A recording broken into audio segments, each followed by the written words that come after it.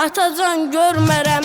Ata sənin qadan alım, dərdin canıma, məhəbbətin sənin ata, qarışıb qanıma. Tellərinə qurban olum, mənim üçün ağardı, dünya mənim üstə sənin ömrünü apardı. Sən heç ürəkdəki dərdini bilənməz, kimsə biləndə qəmlisən, daha heç gülənməz. Şaş dolanım gecə gündüz, atacam başına, mərhəm olam çəkdi sənin qəmli göz yaşına.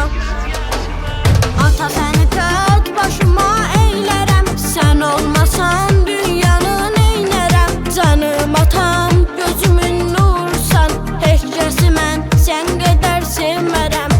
Ata səni tət başıma eylərəm, sən olmasan dünyanı neynərəm. Canım atam, gözümün nursan, heç kəsi mən sən qədər sevmərəm.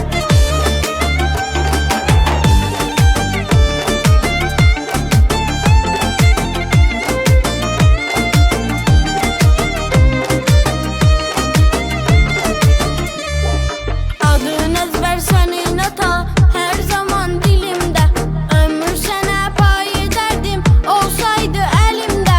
Yaşam eşqim sən aldığım, nəfəsim canımsan, əziz atam nə yaxşı ki, dünyada varımsan. Sən heç kəs ürəkdəki dərdini bilənməz, kimsə biləndə qəmlisən, daha heç gülənməz. Şaş dolanım gecə gündüz, atacam başına, mərhəm olam çəkdi sənin qəmli göz yaşına.